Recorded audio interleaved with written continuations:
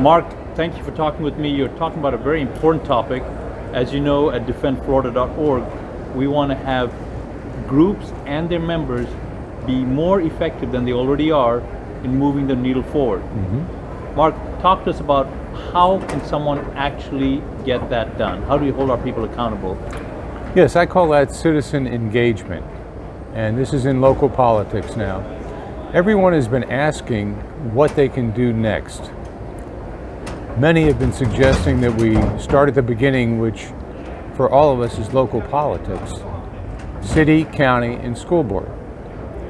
So here are my suggestions on how to get involved. First, commit to being involved. If you are going to focus on your city council, you need to commit 2 nights a month to be at the meetings.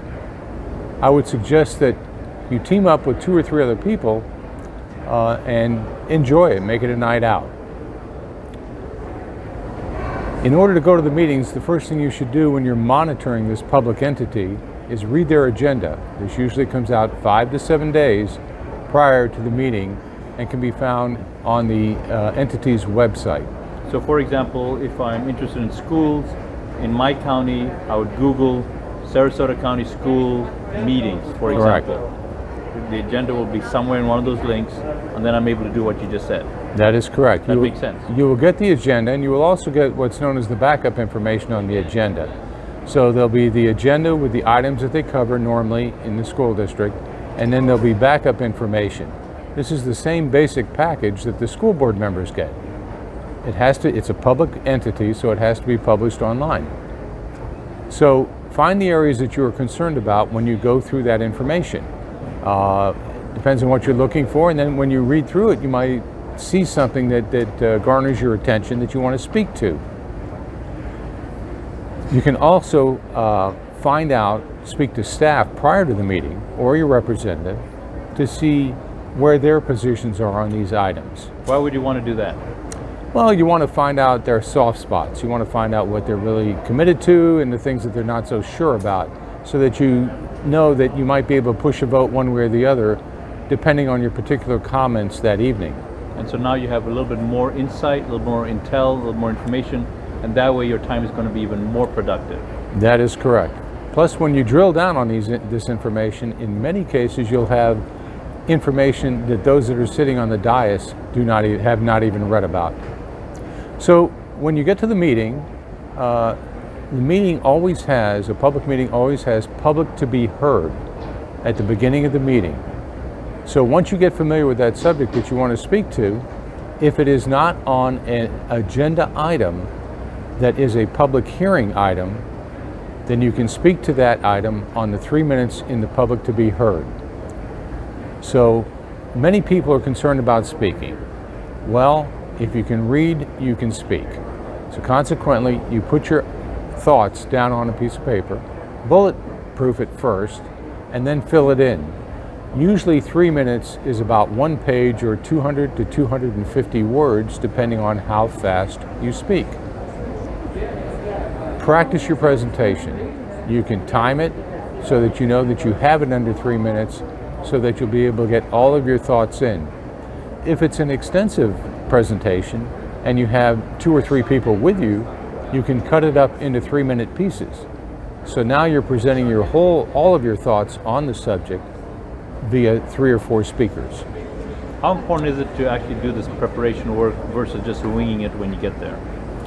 Depends on how much you know about the subject. If you know a lot about education and the subject that is going to be there, then you're going to have outside information that the people on the council don't have any idea about. So that testimonial type information of what your knowledge is also goes a long way to making you a reputable speaker, where both staff and the members of the board will pay a lot more respect to you. So for most of us who are not experts at this, it would behoove us to take the time to write it down, like you mentioned, and get our thoughts clear for an effective outcome. That's correct. And don't be worried about reading it. You can get up there and you can read everything just like you're reading a book. So there's no problem about presenting it in that format. Now, if you are unable to get information in a public entity, you need to have a few tools. One of those tools is a FOIA request. FOIA means Freedom of Information Act.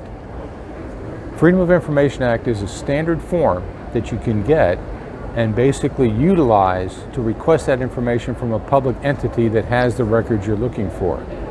Governments hate FOIA requests because it means now they have to produce something that they may not want to produce. So it's a good tool for you to have in your tool chest.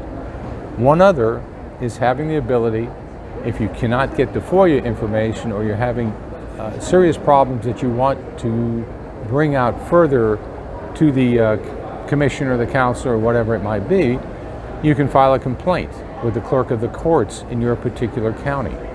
That is also another situation where you have a form to fill out. Basically fill out the form of what you're requesting and put a filing fee in there, and then you're into the legal system.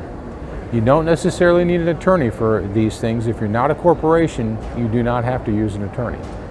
So these are some of the items we hope that you'll look at when it comes to being more active in your local politics. So what I heard from you, Mark, is first of all, engage, decide to engage, decide Correct. to be involved. Correct.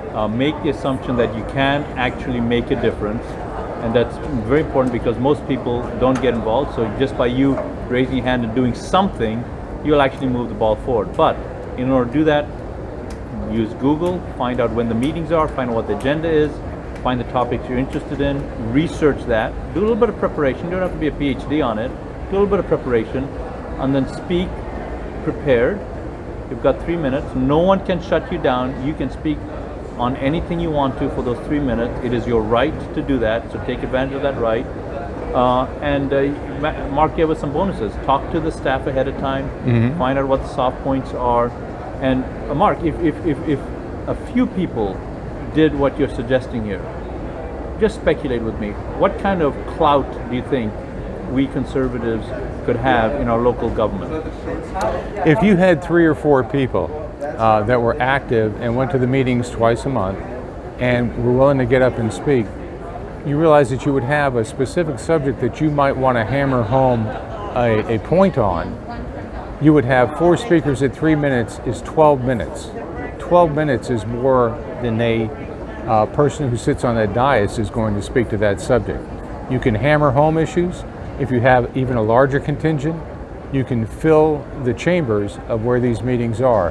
Now, if you really want, if you have something that's a hot issue and you can fill that chamber, you can move that board. It's very difficult for an elected board to see a full house pushing an item one way to turn around and vote against it, because they know that those are all voters, and that vote now has been recorded in their minds. And you know what they say, paybacks are hell. Mark, thank you so much for your expertise. Thanks for sharing it. I think the way you said it makes it very easy or simple to do. This is not really mysterious. This is not complicated. These are steps that anyone watching this video could take, and they need to take that action right now, because no one is going to come here to save us. We are the people we're waiting for. We have to take action. We have to own the responsibility for our community. So thank you for sharing this insightful, actionable knowledge with us. If you're watching this video, please, right now, you're watching this video because you have something that you're concerned about in your community. I know that, because otherwise you wouldn't be watching this video. So since that's a fact, Google right now the department that addresses, whether it be education or law enforcement or what have you, budget. Google it right now, find out what the next meeting is, put on your calendar, and start getting prepared. You can do this. For more information, please contact defendflorida.org or defendourunion.org. Thanks for watching this video. And Mark, thank you very much for your expertise in sharing. Thank you, Raj. Appreciate it much. Be well. You're welcome. Bye-bye.